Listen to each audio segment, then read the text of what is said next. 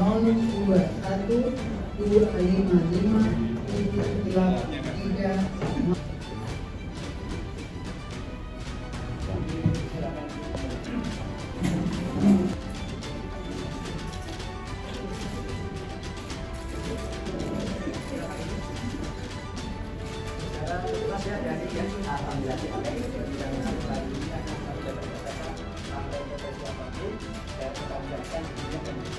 Assalamualaikum warahmatullahi wabarakatuh. Saya Tio Adianto, Ketua BEM UGM, bersama rekan-rekan Ketua BEM yang lain, hadir Ketua BEM UNES, Mbak Septi, Ketua BEM UMK Tanaya, dan rekan dari Unisula, Mas Nando. Hari ini kita bersolidaritas karena penegakan hukum yang justru menjadi alat bagi kekuasaan ketika membungkam rakyatnya. Dan kita hadir karena menyadari bahwa ada hal yang sangat tidak rasional dan sangat tidak masuk akal, yaitu ketika kita sadar dunia itu kan antara iblis dan malaikat, antara antagonis dan protagonis, antara yang baik dan yang buruk, dan tidak ada di dunia yang buruk itu melawan yang buruk. Mas Botok dan Mas Teguh dan teman-teman Aliansi Masyarakat Pati Bersatu itu melawan Pak Sudewo.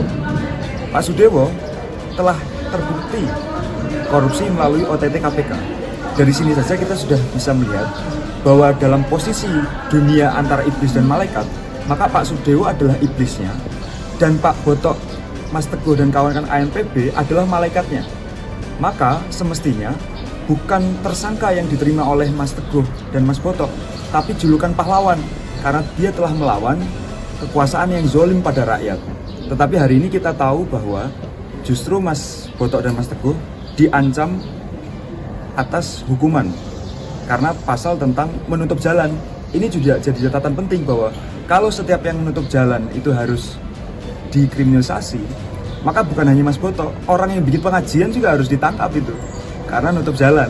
Artinya pasal itu tidak bisa dikenakan serta-merta, karena sejatinya seluruh yang terjadi adalah bagian dari proses demokrasi.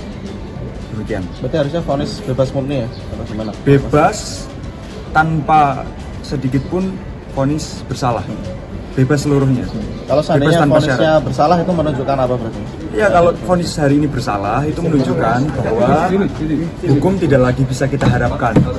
Karena bayangkan saja, mau bagaimana kita berharap pada kekuasaan apabila kekuasaan justru pakai hukum untuk memenjara orang yang peduli pada bangsanya.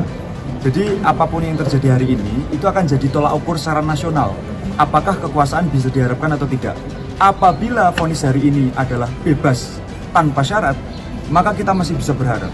Tapi kalau vonisnya bersalah, maka rasanya tidak ada pilihan lain selain menjadi rakyat, anak bangsa yang putus asa.